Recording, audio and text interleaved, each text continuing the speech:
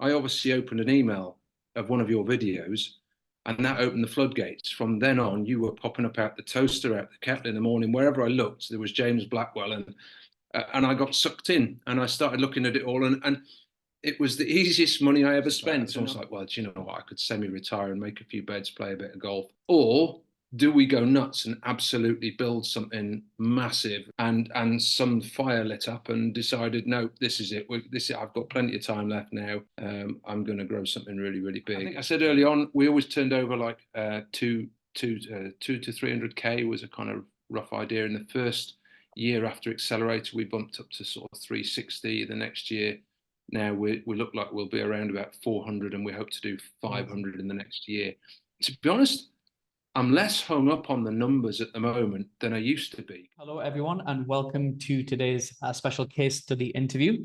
It's always a privilege to have genuine conversations about people's experiences in business, and today promises to be very insightful. So I have the pleasure of introducing someone who isn't just a successful client inside the agency program, but also a testament to what's achievable with commitment, strategy, and basically following the right blueprint. So meet John Bult.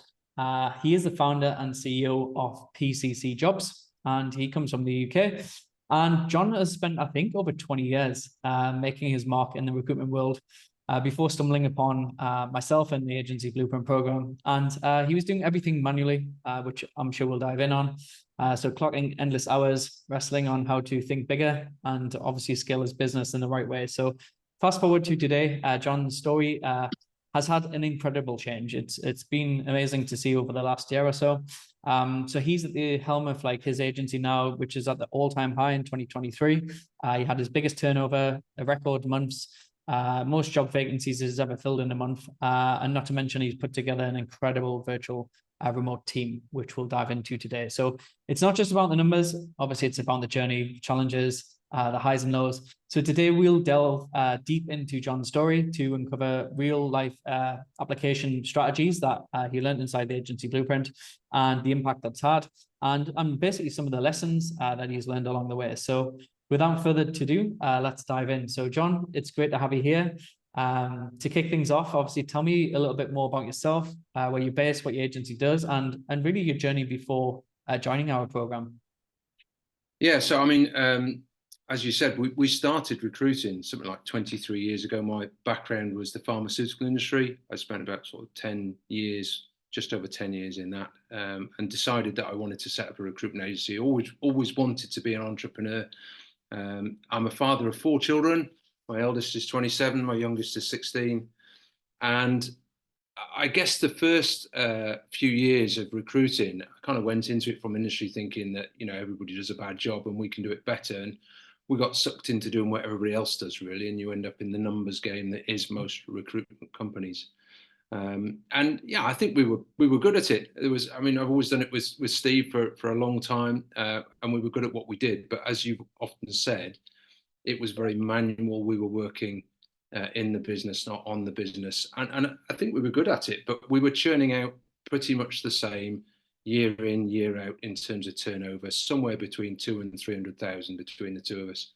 But it was hard work, you know. I mean, like I was working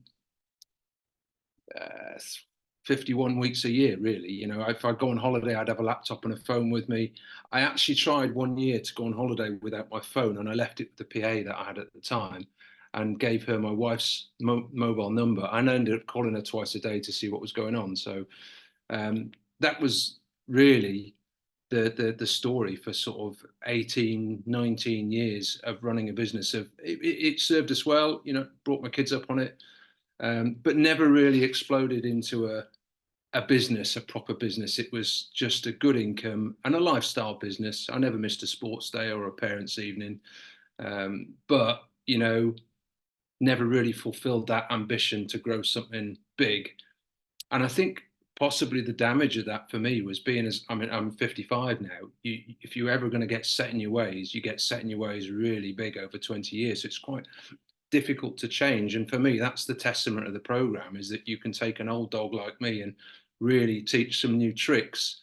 And that's really what's made the difference. You know, it's been able to work really hard to change old habits. So I played a lot of tennis over the years, and they always used to say, for every if you want to change a serve or something like that, it's like 1,000 repetitions to change a serve that you've been doing for years and years and years. And it is hard. It's very hard. But I say the support from the program and the knowledge from the program, even for somebody as grooved as I was in all these ways, and I can't tell you how grooved they were. Even now, I'm still fighting hard to change ways.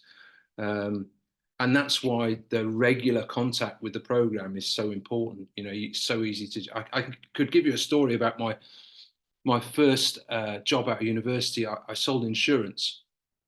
It was Pearl Assurance. I don't know if you ever heard the name. And I went on a training course with 30 people, and I was one of three. Are you there? I was one of 30 people, and there was 3 graduates on the course, and I was one of the 3 graduates. And I remember thinking, yeah, I'm one of the bright ones. I'm one of the 3 graduates. And we went through this like 6-week course or whatever it was. Most of them were ex-painters and decorators and so on. And the trainers were like that as well. In my first year, and we are talking 30 years ago or something, in my first year, I made £24,000. I was living at home. I didn't know what to do with the money. It was great. There was an 18-year-old lad who came out of Barclays Bank at 16 and went straight into this at 18, and he made £76,000 in his first year. And to me, he had the personality of a gnat. He was so boring. And I remember sitting him down and saying, "So Paul, how did you do it?" And he just looked at me blankly and he said, "I just did everything they told me to on the training course." And I sat and looked at myself and I thought, yeah, I was trying to cut corners, trying to be clever and smart. And they've got all these people who've been there, done it, knew it. And that's kind of how I started in the accelerator program. I know because I did that first accelerator program where we did well, but then the reason we came back onto the mastermind is I realized I'd done exactly what I did in the first place of just trying to find the shortcuts, trying to pick the pearls out of it, instead of going, these guys know what they're doing, they've been there, done it, they've got just do it. So this time we vowed to execute everything to the letter, and we will keep going until we do it. And it's still hard. We're still fighting to do it, but I know that that's the way to do it now. And there's no need to reinvent the wheel. So that's awesome, John. So for everyone listening, then let's take things back. So when you were in this agency and you're doing the grind for the last like 19, 20 years, what changed? What was that flip in your mindset that was like, actually, I want to try and figure out a different way of working? And what made you like, what was the turning point for you? That's a really good question. And I'm not sure I have a single answer for it, really. I mean, part of it was we always wanted to do something big, but I mean, I don't know how many people watching have got children, but with 4 children, and 3 of them were sort of, budding sporting superstars. So I was coaching from 7 o'clock in the morning till 9, going to work, and then coaching from 5 o'clock until 8 o'clock in the evening for 20 years nearly. And so I was flat out all the time. I just didn't have the spare capacity. I recently read Stephen Bartlett's Diary of a CEO twice. And one of the things that struck me in there was he was saying it's quite scientific that you only have a limited amount of willpower. And I think I was flat out with my willpower all the time and just didn't have any capacity. And again, that's another key of the program, is by hiring people, you're starting to free up your willpower to use on other stuff. And I never had that before. So that was the first thing.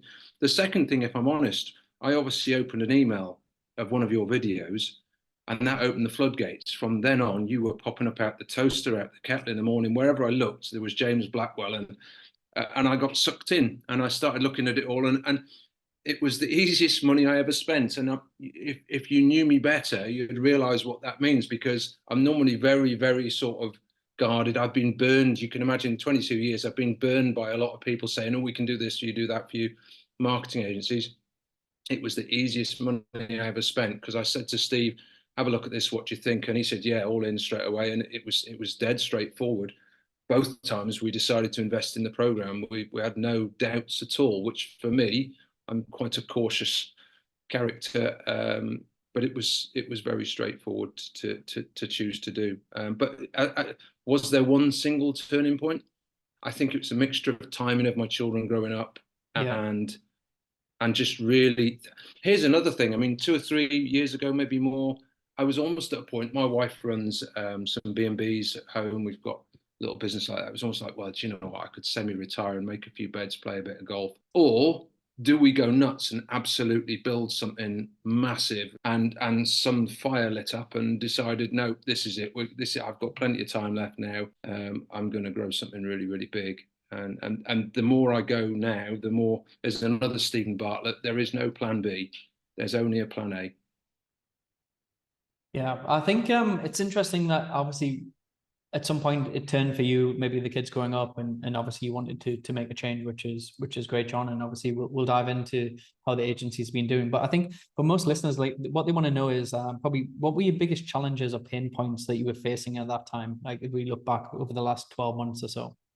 Yeah, it's the boom bust. So like you're either delivering, and it feels great because you deliver. I mean, I always used to say we made a profit every year bar one COVID year, but if you analyze that year, we were making an operational profit 4 months of the year and an operational loss 8 months of the year.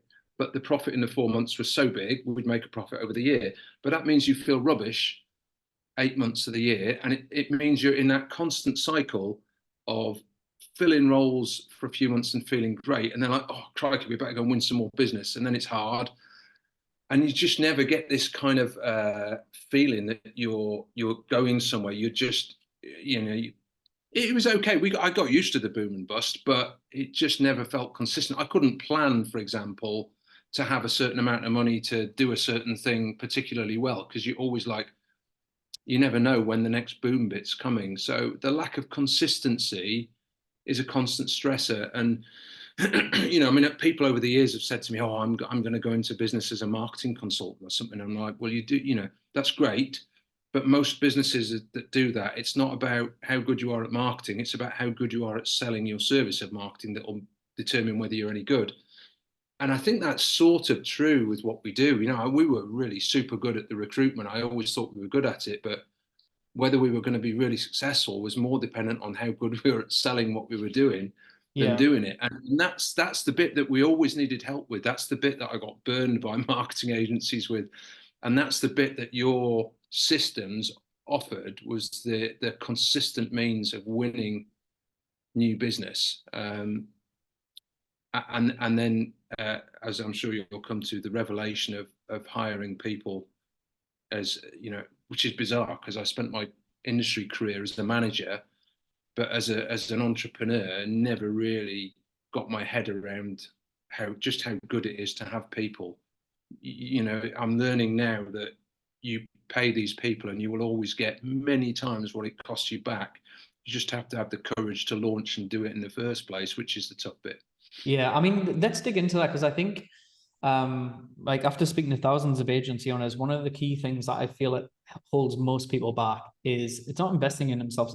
It's actually the hiring piece of realizing you will never be financially free and have freedom if you don't hire a team. So whether that's in person in the office or remote, like virtual, like obviously we teach, and how you built your business is, unless you don't have remote employees that are actually doing tasks for you to free you up, so you can grow the business, you'll never break free. So how true is that to you, and how did that change for you? Unbelievably true, and it's so hard letting go, because as a business owner, there'll hardly be anybody you can hire that can either do what you can do, or will be committed to it in the way that you're committed to it.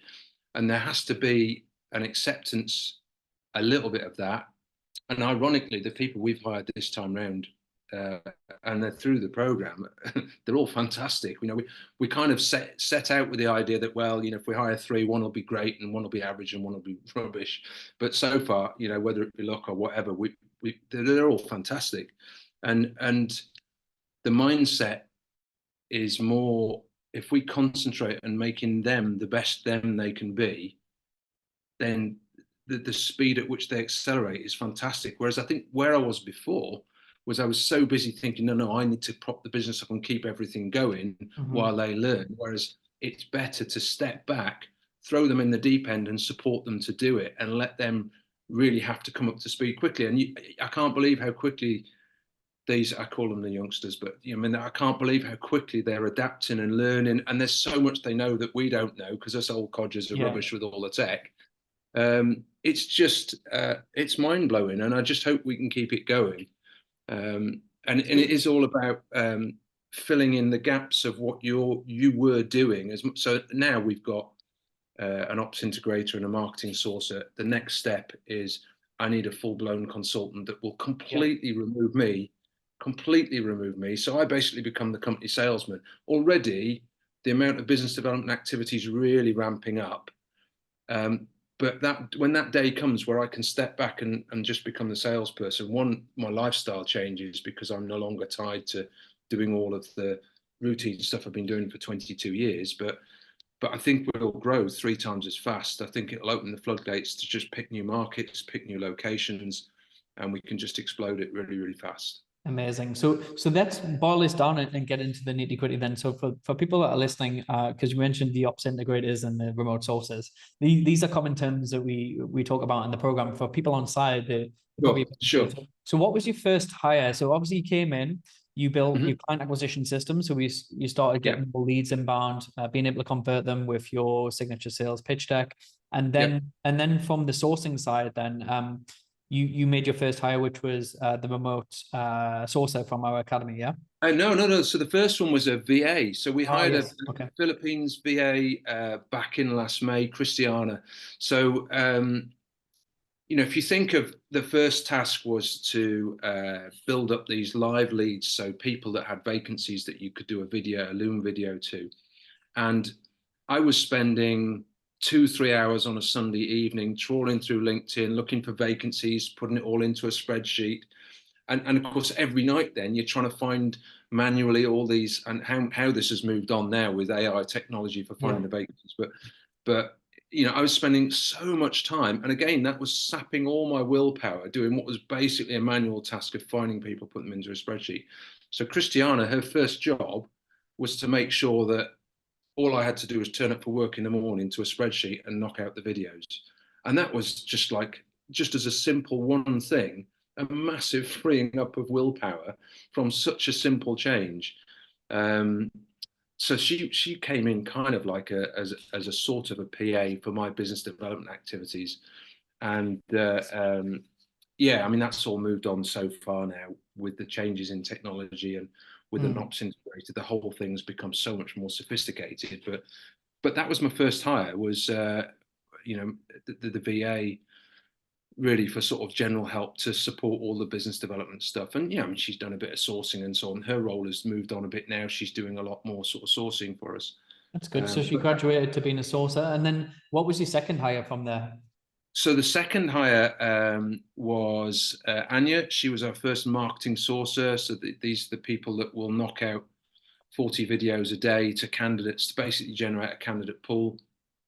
She's fantastic. I mean, she's very young. She's like 20, but she's absolutely awesome character. Works really, really hard. Really, really easy to get on with, and just totally committed. I mean, like for somebody that's in South Africa and we don't actually see face to face. We do meetings with all of our staff every day. We try to get a meeting in every day, and again, that was something encouraged by the program that I probably wouldn't have done without it. And if I'm honest, in the early days with Christiana, we didn't do that. We were setting a task, and it could go a few days without contact. Now we've got to the point where Steve and I split it, and we make sure everybody gets a meeting a day at least. You can see constant growth and activity. So Anya was the marketing sourcer. She filled a role with a new client within 3 weeks. Wow. I say filled. She found the candidate that. So I hadn't had huge successes with the email marketing, but I actually had somebody that knew me from a previous life, responded with a vacancy, and Anya found a candidate that filled it within 3 weeks. So she's just like a dog with a bone. So then what happened then was we could quickly start to see how this was benefiting straight away. But we were worried about cash flow and whether to hire more. And, Ken was saying, you just got to hire. And you were saying, got to hire. And actually, I think this is good advice for anybody. I'm really cautious. So I set up a call with your brother Dan. Yeah. I actually set up a call with one of the mastermind group, Dan. I can't remember his surname. He's moving to Dubai. You know the one I mean. But Yep. anyway, the reason I spoke to him was because I'd picked up on one of the conversations that he'd just hired a bunch of people like we were thinking we might do. So I had a call with him, and he was great, and he explained everything that he'd done and the impact. So we ended up hiring a second sourcer and an operations integrator, which just to explain, that's kind of somebody that will use all the tech, is a tech expert, and will coordinate all of the business development activities and all of the tech activities, of which there are now lots, and there's lots of new tech tools coming along all the time. Um, and we hired through your program to do it on the basis that, well, they would come already sort of made and being coached to do it. But also, we made the decision to do this on the Monday. We'd hired both of the new heads before Friday, and we had them up and running by the Monday. It was just so quick. And the final interview for the ops integrator was really tough. We had two people who I thought were just absolutely fantastic. Mm-hmm. And some Momina, who we have now, her background, she's some kind of computer engineer. She's a programmer by trade. She used to make apps for blue chip companies. But I could put her in a sales job. She just wants to sell. So she's very commercially astute. Just to give everybody an example, I made a video for a live lead. So she basically finds that we've got a spreadsheet with about 10 sectors on. She finds live leads for all these 10 sectors. I then make a video, send it to them to try and win the vacancy. If that doesn't work, I make a Loom video and send it on an email. Both of these get followed up by the VA. If that doesn't work, we can then try and spec in CVs and try other stuff. So we tried everything with one client and it didn't work. And then one day, Momina went on, saw this guy on a live webinar that he was running, and logged on in my LinkedIn profile as if I was in the seminar. Lo and behold, within 24 hours, he's asking me for a meeting. I'm assuming he thought I was a customer and booked a meeting with me. And I'm like, do I tell him I've got him here? So I didn't. I turned up on the day. It wasn't that. He said, you just gone after me and gone after me and gone after me. And I saw you on my webinar. And I thought I got to book a meeting with him. The vacancy that we'll get now in 8 weeks' time is worth 4 times her salary over the year. Wow. So that's It's all it just takes is one of these. Even the placement, I was going to say the first placement she made, how much revenue was that worth to your business? Honestly, that was the smallest. So this marketing. This is, by the way, this was the ops integrator, not the sourcer. Okay. The first placement by the marketing sourcer was the smallest placement we've made in the last 3 years. It was 4K, which is just a tiddler for us. But we will actually end up making maybe 20, 30K out of that client in a year for sure. And that's not really the point, because she could have done exactly the same job for a 25K placement. So, and you know, that story about going on the webinar, that's just one thing. I could give you so many examples of things that have made a massive difference. Or that live lead spreadsheet that she drives now has already won us other clients and roles and so on. Excellent. Yeah. What would you say with the techniques or strategies? What's been the most impactful for you? That's had a significant impact on maybe buying back your time or helping your business make more money. What would be that? In terms of actual strategy for winning clients, I think the use of video is just fantastic. Even today, I mean, I've done thousands of videos now. People still come back and say, "Oh, that's what a fantastic way to make an approach." And I'm like, "Really? You've never seen it before?" You know, but they haven't. People are just not using video. So I think whether it be a LinkedIn selfie video or a Loom video, approaching people via videos is fantastic.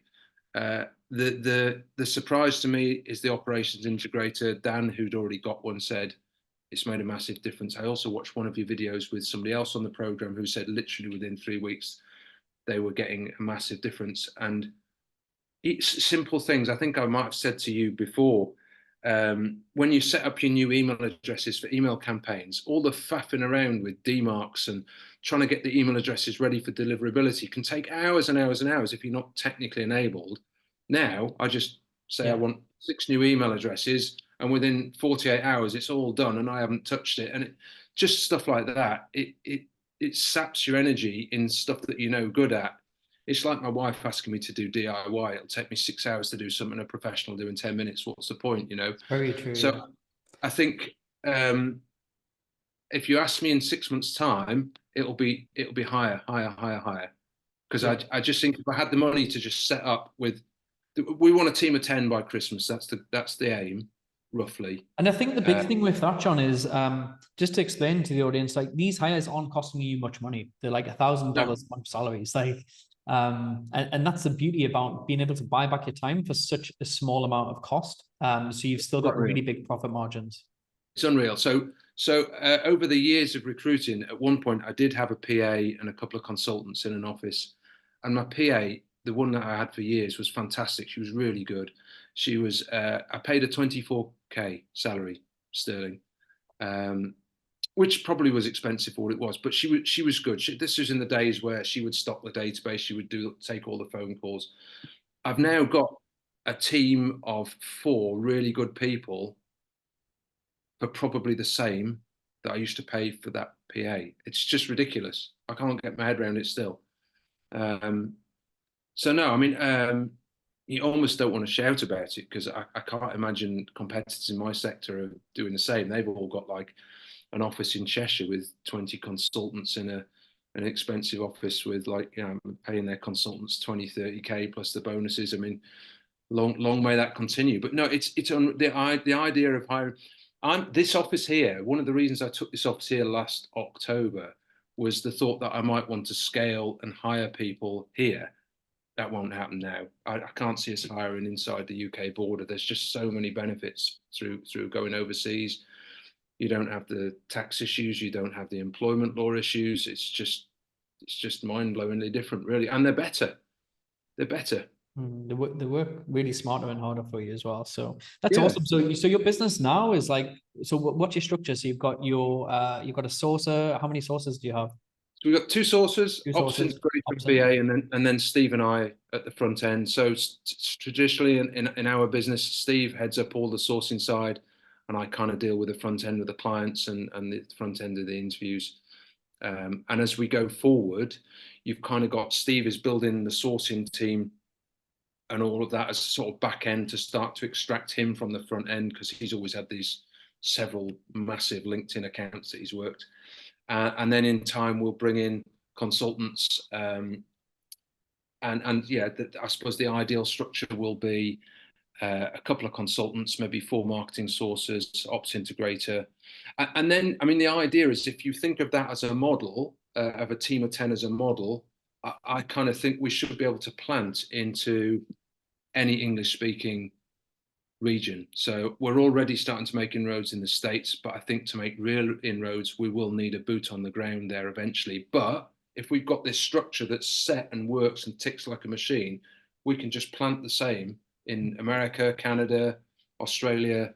Yeah, I mean, the world's your oyster, really. It's a repeatable model, isn't it? That you can just plant elsewhere. And you know, this is the crazy thing. 4 years ago, I was thinking of playing a bit of golf, and now I'm thinking, no, I can carve up the world, as it were, over the next few years. It's good fun. Brilliant. So share us some like tangible results or milestones you've achieved since being in a program. So I think I said early on, we always turned over like 2 to 300k was a kind of rough idea. In the first year after Accelerator, we bumped up to sort of 360. The next year, now we look like we'll be around about 400, and we hope to do 500 in the next year.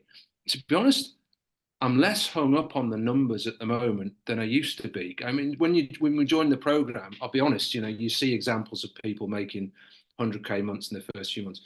For me now, it's just like, no, if you get the structural stages right, it's an oil painting. It's a layer here, it's a layer there, it's a layer here, and it might not take shape until you've got all those layers on. So long as we are going the right way, this year I'm more concerned about getting the structure and the process and the systems right. If we do 450, 500k, great. But if we get it right, that'll mean we can try and jump to like 1 million the following year. What I don't want to do is fight for an extra 30 grand here, 30 grand there at the expense of getting the structure right to jump forward. Because I can see if the structure's right, at some point it'll just take off. Steve and I were talking the other day, new clients for us, it's rarely contact them on Monday, new client Friday, place the next month. It's usually a conversation that develops over 6, 12 months plus. So now, if you imagine the last 6, 12 months, or 6 months particularly, our number of conversations has multiplied by a factor of 20 or 30 over the previous 20 years. We think there's going to be a tsunami at some point of new clients because we've got all these conversations on the go. We're still building the systems to make sure we don't lose the potential in the ether. So, somebody you speak to that says they're interested and then the meeting doesn't happen and it fizzles out, you've got to make sure you don't lose any of those conversations, because if you keep the conversation going long enough, eventually it tumbles. So I think for me, it's all about structure and the systems being absolutely rigid. We were always really impressed by Ken's little model of his stages of how he gets his candidates all in place. And it was all boom, boom, boom, boom, boom. And that's kind of what we're aspiring to achieve, really, is that sort of fluidity of a machine. Yeah, I mean, it's been amazing to see your growth then from this, John. Like, I think that's like around like 40% growth year on year in terms of revenue. And probably not just that, it's like having a business that is more a moat around your business that protects you, that's bulletproof because you're using advanced technologies, you've got systems, you've got a remote team. It means that you're more competitive as you go into later stages, obviously with AI and the stuff that we're doing inside the mastermind, as you know, with Clay, which is really powerful with your integrator. So now do you feel more confident now you've got more systems that are more aligned, where you've got something repeatable that you can plug and play into other niches and other markets? Totally. I mean, we're a long way from the finished article. I really feel like we're very much at the beginning still now, but it does feel like it's all going in the right direction, and we've got kind of a good sense of purpose of what we're doing.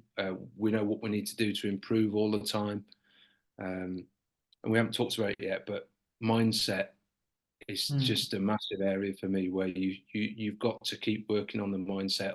It's a constant journey, and I think, again, for me as an old codger with such set ways, it is quite hard to change. So you've got to keep working on the mindset, and it's so easy to slip into the wrong sorts of mindsets. Yeah, and even when you're planning, I kind of wrote down a few times, you've got to plan on numbers, not on emotions, because your emotions will always try and see. You've got to consider worst case scenarios, sure, but actually they rarely happen.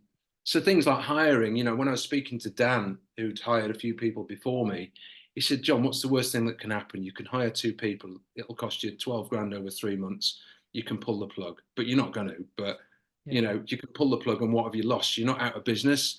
Even Steve says that to me on an ongoing basis. If we're going for it big time, the worst thing that can happen at some point is we pull the plug and go back to doing what we're doing. But of course, it's never going to happen. So you can't get too carried away with letting your mind run on the negatives. And that's why I think the mindset stuff keeps you focused on the half full glass all the time, keeps you looking forward, not looking back over your shoulder, and really, really helps. And I think I've said to you in previous calls, a lot of the sort of, what's his name now? The Jeff Olson book, The Slight Edge, that idea of just, and the Japanese Kaizen principle, little small improvements consistently is going to take you further than looking for a silver bullet. And that's where it can be a little bit off-putting when you see, like, somebody's just made a massive amount quickly, and you're like, oh, what am I doing wrong? Why hasn't that happened? And the answer is, you're not doing anything wrong. You've just got to look for these consistent. And I think when you do that, eventually you will get big jumps at some points. But all you have to do is keep that mindset going, where you're just consistently making improvements all the time. And I mean, you've touched on the mindset. Like, what do you do on the mindset, John? So, like, tell everyone a little bit more about like what you did on your mindset side. Yeah, so I'm not a reader in the sense of, I'm to be honest, I'm a slow reader. I've never read a novel in my life. I can't read paper books, but audio books, yes. I have a dog. I walk a dog twice a day. Listen to audio books when I'm walking the dog. I do quite a lot of traveling in the car, so I listen to stuff in the car. I'm very big on listening to a whole spread of podcasts on everybody, really, from all of the gurus, and it changes all the time. So And I've actually got like I use Evernote to store stuff, and whenever somebody says, "Oh, this is a good book," it goes into my book section in Evernote, and I just pile them up to read the next book. And I've definitely adopted the reading the book 2 or 3 times. I've never done that before, but you 100% don't get everything on the first one. And if you find a good book, maybe 4 or 5 times or more, just play it again, because every time you play that audio book, you'll pick up another nugget. And so I think a regular spot in your day for reading twice, ideally twice, I would have said is good. I also, on site here, there's a gym. So I'm 45 minutes and I've dropped 13 kilos in the last Amazing. 14 months. So just 45 minutes, but that 45 minutes is my podcast time. So I'll choose something I'm going to listen to while I'm in the gym. And again, it's little and often. I'm sure anybody that's binged on diets and gyms, they always say, don't they, in January every year, gym membership goes through the roof and then it falls in February, and everybody's just trying to hit it with that big silver bullet, big stick. Whereas if you're just nibbling at it a bit every day and it becomes normal, it's so much easier to sustain. So it's mainly books and podcasts for And me. any you would recommend to anyone? I think someone was asking. So Jeff Olson, The Slight Edge is a big one. I've just read, I'm on a second or third read of Diary of a CEO by Stephen Bartlett. Ultimate Sales Machine is a good one. So one, Chet Holmes. Yeah, Chet Holmes. I'm trying to think of others really.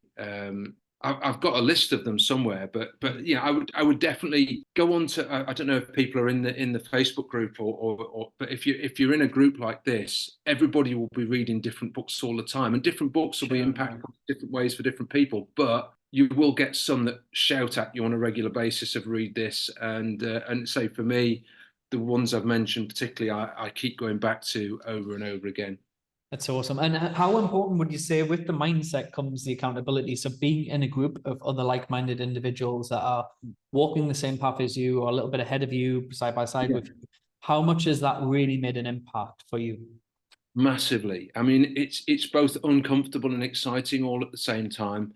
Do you know the thing I enjoy the most is the end of month meeting, and I felt uncomfortable leading up to the first one because I got this spreadsheet through and I had to fill out my figures, and I felt like I was hanging me washing, me washing out to dry in front of everybody. But it was fantastic because some people do have bad months, but it's not the end of the world. And then some people have good months. And you over the period I've been joining them, everybody goes up and down. That's fine. But I actually love the accountability now. I love the fact that you're thinking, well, I need to make sure I've got some decent figures to share. And I have had calls with other people in the group, and the first thing I'll look to do if we've got a problem or something like that is like who is going to be good for this. So maybe I'll speak to your brother in the group, or Rayhan might be able to offer some help, or there's people in the group that I'll have a call with. And I've actually had calls with other people in the group as well. So after I joined the mastermind program, so I was at Mika and people like that were like, oh, what's it like? And you hop on a call because everybody's trying to help you. So why wouldn't you sort of try and help somebody else?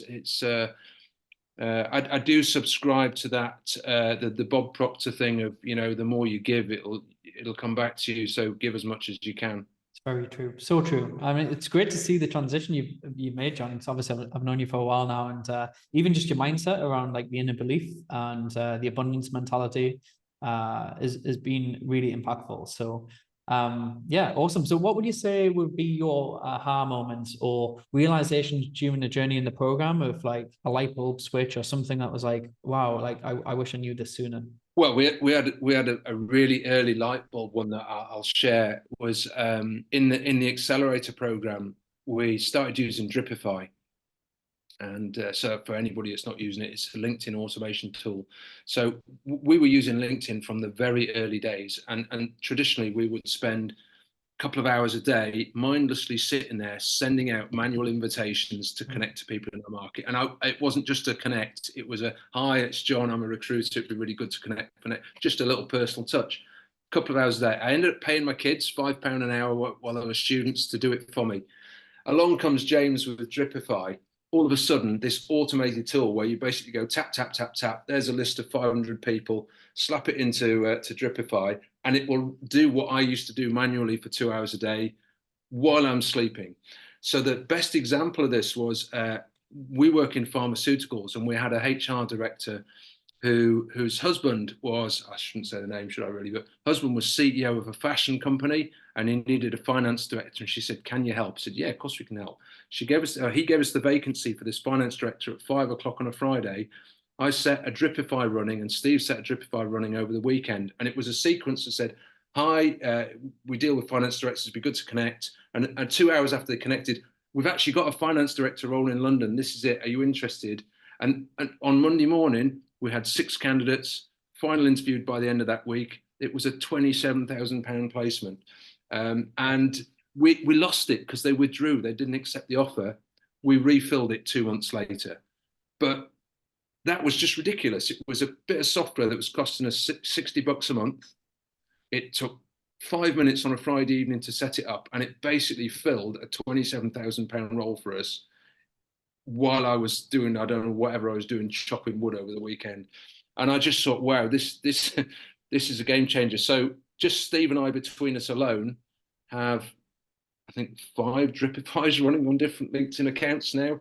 And yeah, it's, I mean, LinkedIn have got a bit sort of stuffy about the rules about how many invitations you can send out, but it's still an awesome tool, and was the first flavor we got of what automation could do for us.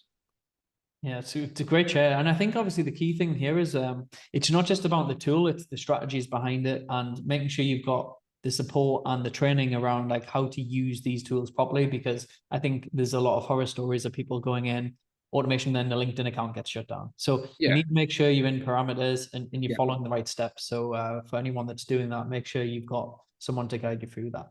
And what would you say, can you recall on like any mistakes that you made during the implementation phase that like others could learn from? I should have written them down. So many mistakes. I mean, like, we make mistakes all the time, and it's only recently, again, another Stephen Bartlett one, failure way to success. You know, I mean, I'd be worried now if we weren't making mistakes, but no, we've I think we weren't very good at refining the target lists, and this is something I think we've got really good at recently. So imagine you're running like an email campaign, and you're like, wow, great, there's 3,000 people. Let's just whack them all into an email list, and they'll be getting hundreds of emails every day.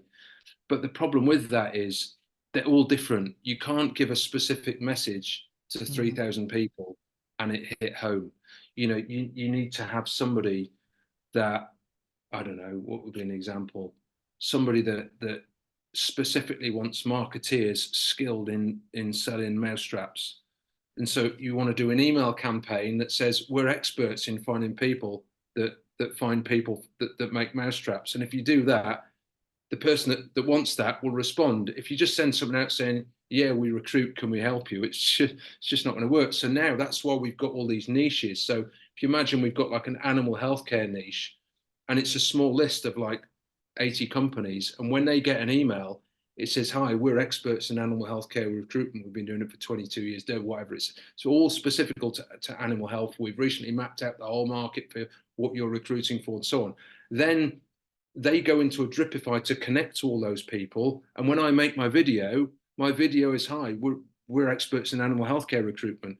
So that all they're getting all the time, and every single market gets that level of specificity. So instead of running like 3,000 people, we're now running 12 campaigns to 100 each, and they're all getting something that says, no, we're exactly what you do.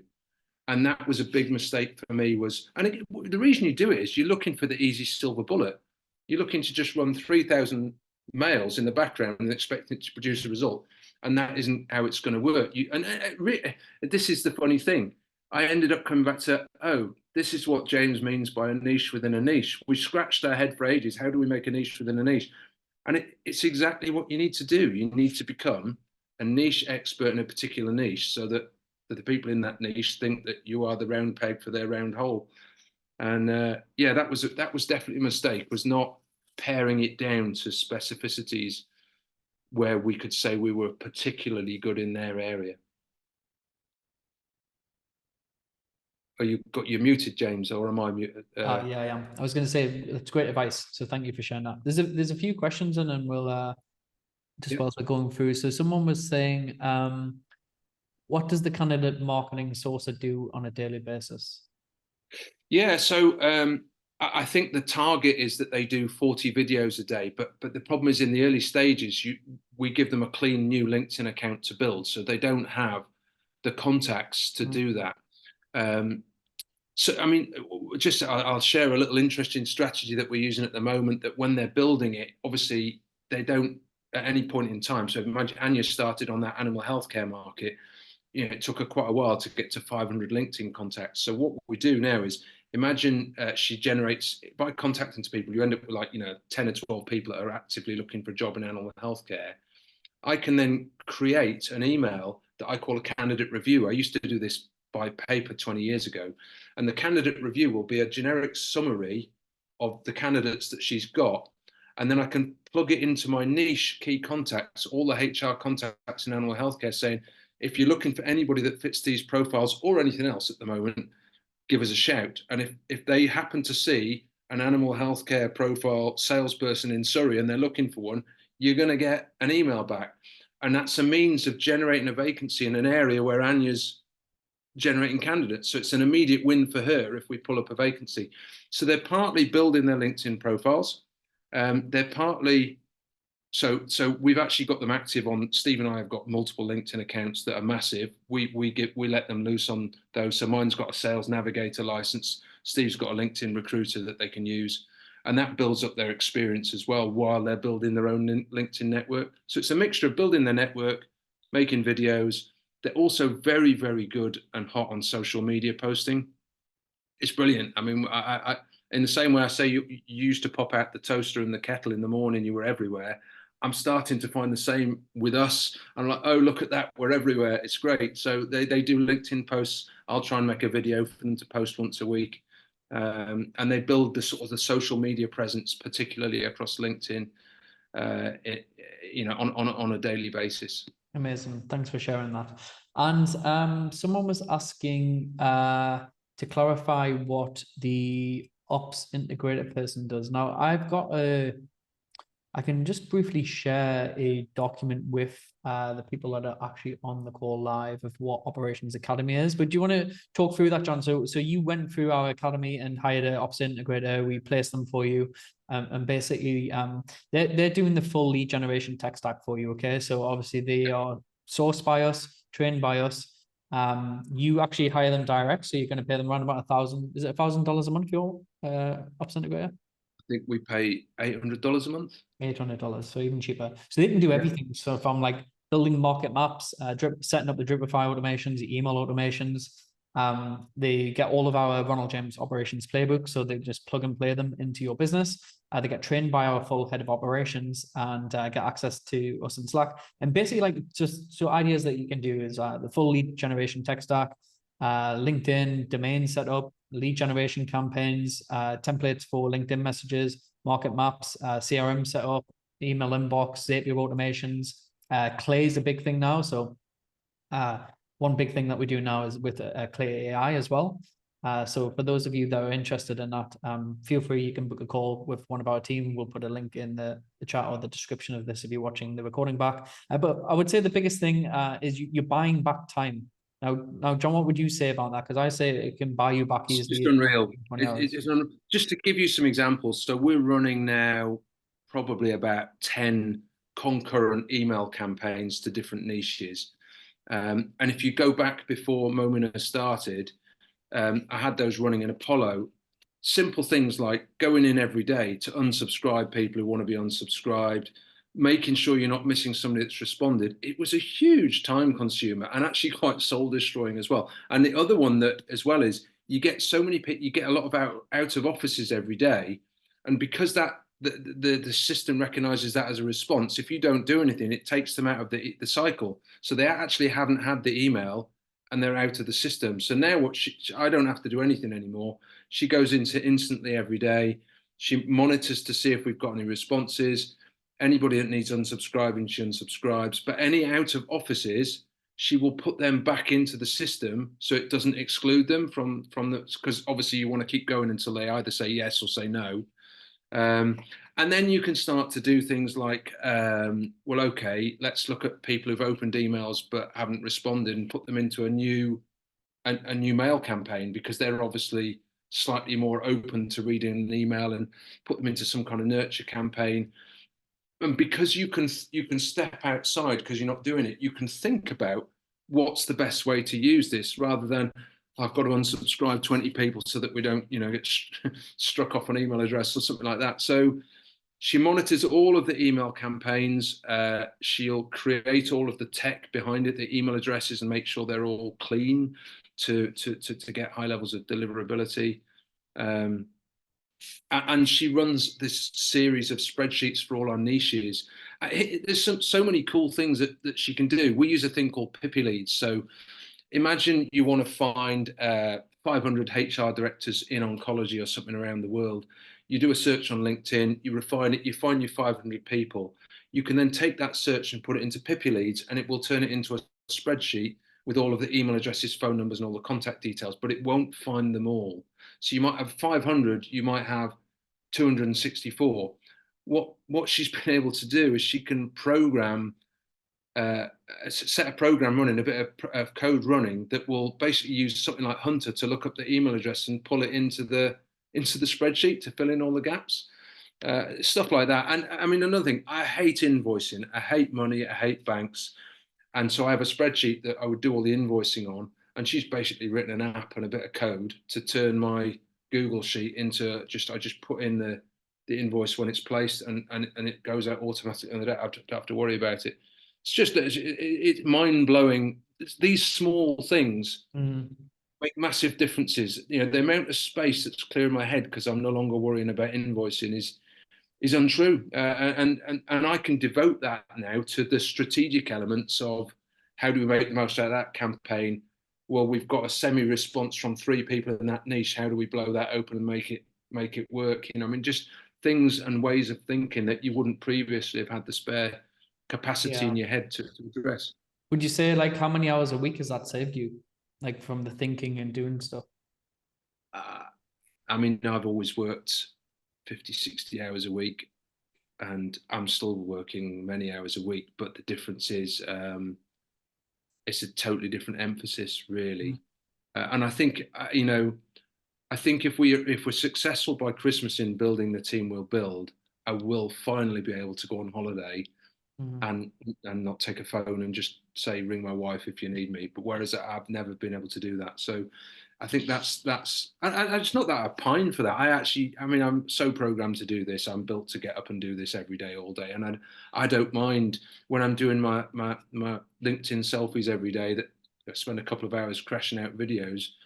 I like doing that. I mean, it's just, I like racking up the numbers, but to have the freedom to say, do you know what, I might go and have a round of golf, wouldn't that be nice?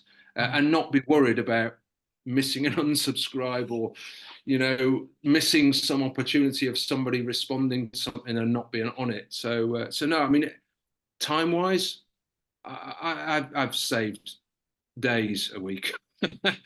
Days a week. And it's not like that's the end of the road. It's not like I could stop working, but I just don't think you can quantify it, really. Amazing. I know that's not really the answer you were looking for, is it? But it's just more to help everyone else so they understand that, because one of the key things I say is you need to learn to buy back your time step by step. As agency owners, you're doing a lot of tasks that you should not be doing. And that's no fault of your own. It's just you don't know how to delegate, outsource it, and hire the team that's going to do it at a cost-effective manner. But now we have those solutions. I think for anyone, whether you're doing it yourself, hiring your own ops integrator and finding them and training them, it's very important. Like it's the only thing that will free you up so you can actually build a true agency that will give you freedom back and financial freedom as well. I'll share a really quick story of my first year in business, because I learned what I should have kept this, but I should have learned to think in numbers then. So my first year, I turned over 104,000, and I had a guy from Welsh Development Agency visit me, and he said, okay, so you need to hire a PA. And I'm like, well, I'm worried the PA is going to cost me like 15 grand a year or whatever. he said, how much time a week do you spend doing the money stuff? And I said, well, 3 days doing the money stuff, 2 days doing all the faffing around the admin and the invoicing and all the database and all the rest of it. So he said, if you hire a PA that's going to cover 2 days a week, that's going to cost you 15 grand to buy back 2 days a week. You've turned over 100 grand on 3 days a week. You'll do 140 grand. I'm like, yeah, that makes sense. So I did it. I made 164,000. So that 15,000 brought me back more than enough time to pay for it. And I thought then you just need to think in numbers, and that's what you've taught really is think in numbers. If you spend this amount of money on an extra head, it'll buy you back this number of hours, and your hours are worth far more than that. And so all the time now I have to keep reminding myself, think in numbers, think in numbers. The numbers are out there. You can see what numbers create with everybody else doing it. You don't need to guess. So if you've got 3 other people that have hired a marketing sourcer and within 3 months it's made them this number of placements, the numbers are just no-brainers usually. It's not even worth thinking about. So true. Okay then, John. So I'm gonna open it out again to the audience. If anyone's got any other questions. One person said, Caroline, welcome. Any tips for starting an agency from scratch? What would you do different now? Ooh, what? Post-program? Yeah, post-program, yeah. Pick one really small, defined niche and hit it with a big stick. And I think that applies to how many people have you heard say, I'm going to go into business, but I'm going to keep my old job part-time while I do it. And you're like, well, if you're going to do it part-time and compete against people doing it full-time, you're not going to succeed. And I think if you apply that to recruitment, pick one small niche, whether it be purple fruit baskets, people that make them or something, and be an expert recruiter in that, so that everything you do is to a specific group of people with a really specific purpose. And then when you've got that nailed, then pick another niche. Don't just try and be a generalist. That would be the first thing. And then the obvious thing on top of that is to use all the tools that we're being taught to use, and create as much automation and systems as you can whilst maintaining the human bits that you know are needed that make the difference. Yeah, that's cool. Okay, and I'll just see if there's any more. You said someone was asking about the recruited overseas save costs. How did you find the talent overseas? Obviously, it's through our program and our services. Yeah. What would you say that the methods you've learned would help in industries that are very competitive? Everyone's this is in every niche, rather than an industry that is a niche of a niche, so to speak. Well, here's a thought. I mean, like whatever industry you're in, I remember seeing somebody on the program who'd been recruiting for years and struggling. You'll probably remember the name when I say the story. And she decided to totally change niche, and she did 900 grand in the next year or something like that. And I think it's a worthwhile thing considering. And this is again to quote another Stephen Bartlett one. You know, he did his role and made say a couple of million as a social media guru. All of a sudden got hired by a biotech company to do exactly the same thing, but just in a different environment, and he made 10 times as much. And so you could be recruiting in an area you think is, I can recruit a medical rep in Dorset and get paid £4,000. I can recruit a CEO for a biotech company in Switzerland and get paid £40,000. And it's probably easier to do the CEO than it is to do the medical rep in Dorset.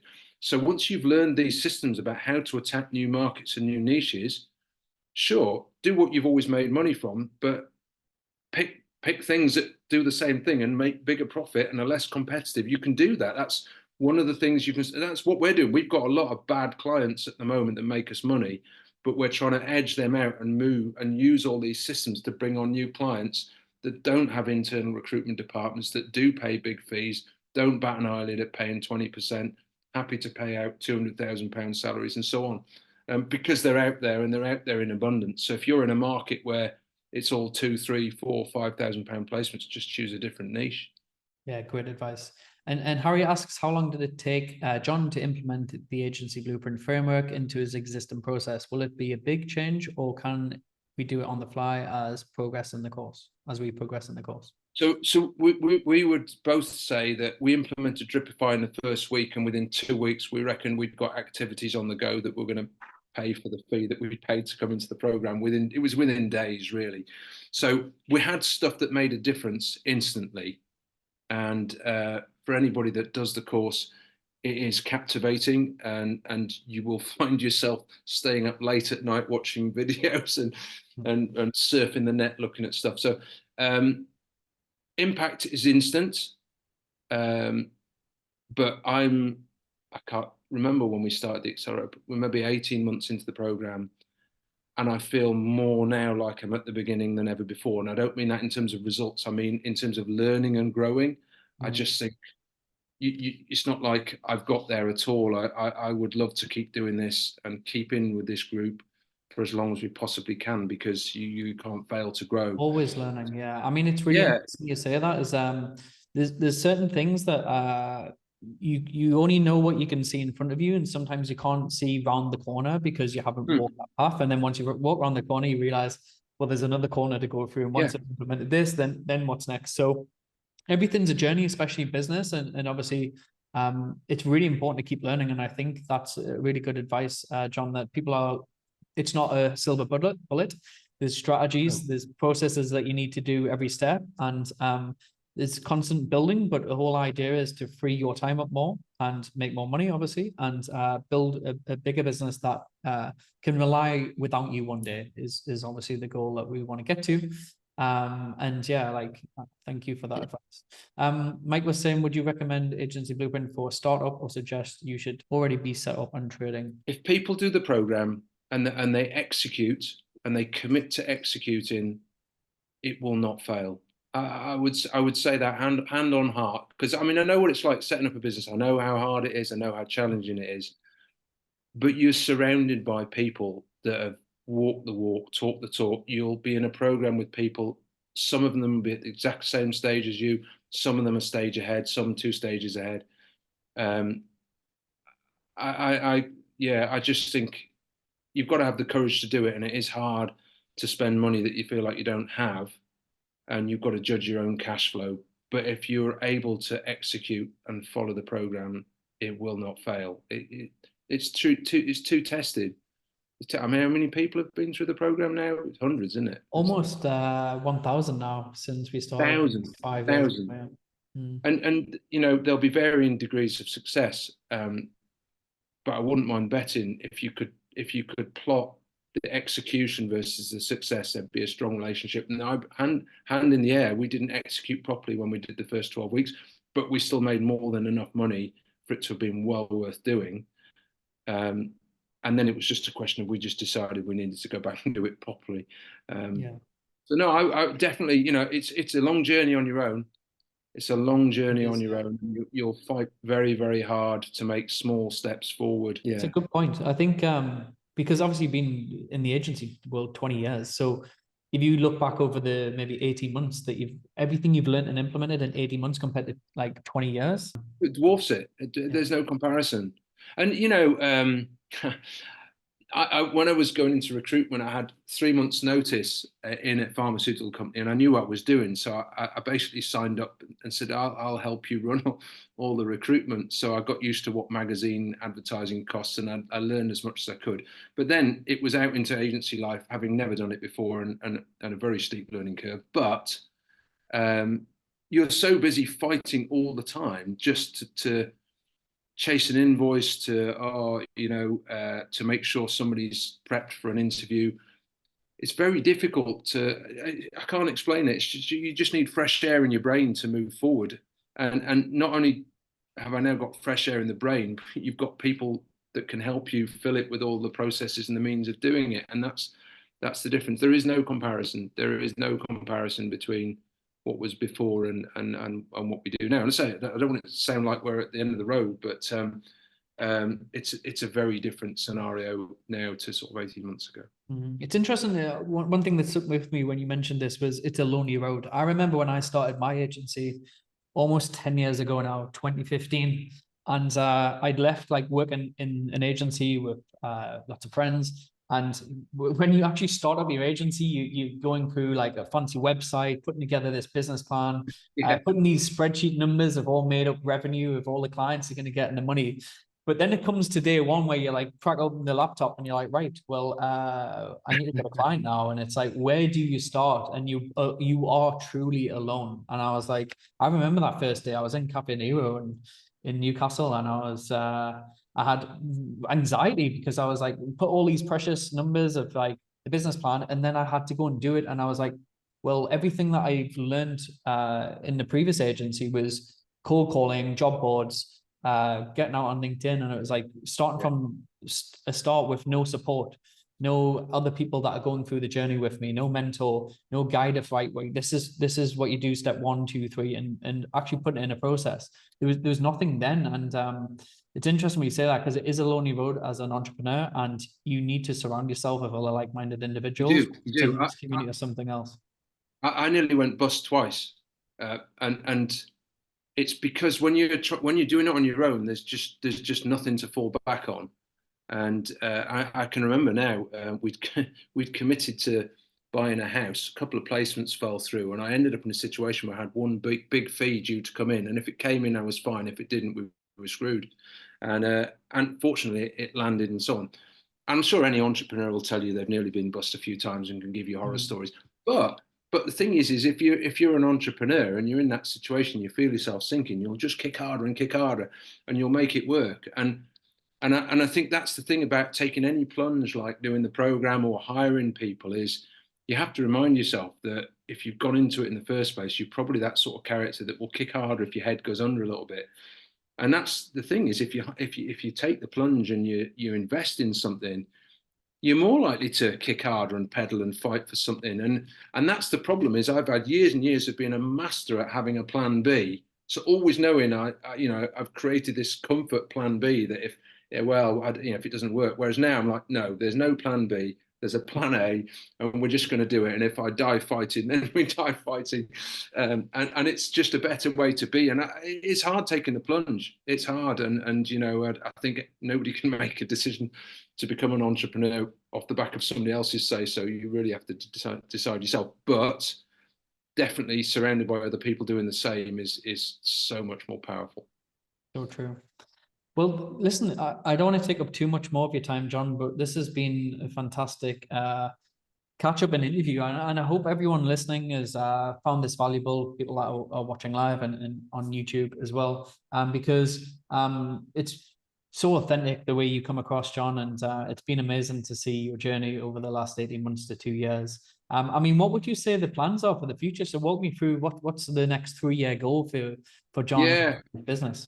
If you'd have asked me that only a few months ago, I'd have probably just said, well, just keep trying to do a bit better. But now I really do think we've got a sort of a plan that we'll try and get to maybe sort of 10 of us by Christmas. So a couple of recruiters and sources, and then if we get that model, I do think we should try and plant into other places. So I mean, I think that a model in the UK should be able to be a 7-figure business in the next sort of 18 months, 2 years, and then we should be able to plant a replica in different English-speaking places. I'm 55. I don't think I'm cut out to retire anyway. So I've got so much. You can achieve so much in 5 years. I think we can make a monster in the next 5 years. So that's the plan. I love it. And you're going to have more holidays for sure. Well, I went from one holiday a year. We've always had a holiday towards Christmas in December. This year we decided to go to 2. So I've just come back from a week in Malta. And yeah, we're up to 2 holidays a year. I don't have a great need for loads of holidays, but what's nice is you can still do what you do. I mean, you actually don't lose to. I go to somewhere like Gran Canaria. Went in December. Had a really good week's work there on about 1 or 2 hours a day of work, and then in a gym by the pool, out walking by the beach. I mean, like it's a great lifestyle really to be able to maintain, and technology now with how good phones are. You're not really neglecting your business if you're out for a walk on a mountainside somewhere. You've still got your phone with you. People can still get hold of you. So no, it's great. So true. For people listening, what advice would you give to someone who's maybe considering investing in themselves or joining the Agency Blueprint program, but is maybe on the fence or going to go away and leave this and be inspired but not do anything? What would you say to those people? Act straight away on it. Don't pontificate and think about. I mean, I'm the worst in the world normally, but I would say, if you've got that inkling that you want to do this and you think that you'd be a good entrepreneur, I would say just go for it. Because it's always going to be an element of risk in anything that you do, but it's better to take a risk and have a real chance of a fantastic outcome than to just be an also ran, isn't it? So no, I mean, I think it's just having the courage to take the plunge. And I think if you take the plunge, taking the plunge on your own, big risk. Take it. Do I don't know if you ever had the franchise discussion. That people go into franchises and they fail less because you're running a tried and tested path, but then you are mortgaged to somebody else who's in control of it. It's almost like having shareholders, isn't it? This is a chance to do something that's almost as safe, I think, as more like a franchise model, because you're going into a system that's ready built, ready made, with help. If you can't make it work inside a program like Blueprint program, then it isn't going to work. That doesn't mean you shouldn't do it anyway. It means that, if you're going to try it, this is the best way you can possibly try it. And you won't succeed in anything without investing something. Got to invest something to get anywhere. And that whether you have money up front, whether you take out loans, I started my business on a £8,000 interest-free credit card and an £8,000 loan from Barclays Bank, which was the biggest unsecured loan I could get at the time. That gave me 15,000. And I went out straight away and bought a car for £8,000 on the credit card interest. And every 6 months, I moved it to another interest-free card for £3. And at the end of the 18 months, I bought it outright and I was fine. Amazing. So I think you might need help, whatever you do, think of your numbers, but if you've got the capacity to do it, it's the most exciting run you'll ever have. Amazing.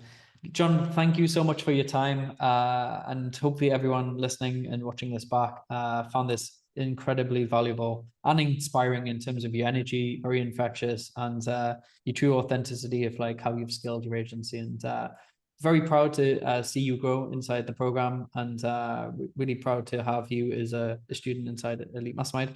Looking forward to seeing you again in person in our mastermind in June as well, John. So see you in London.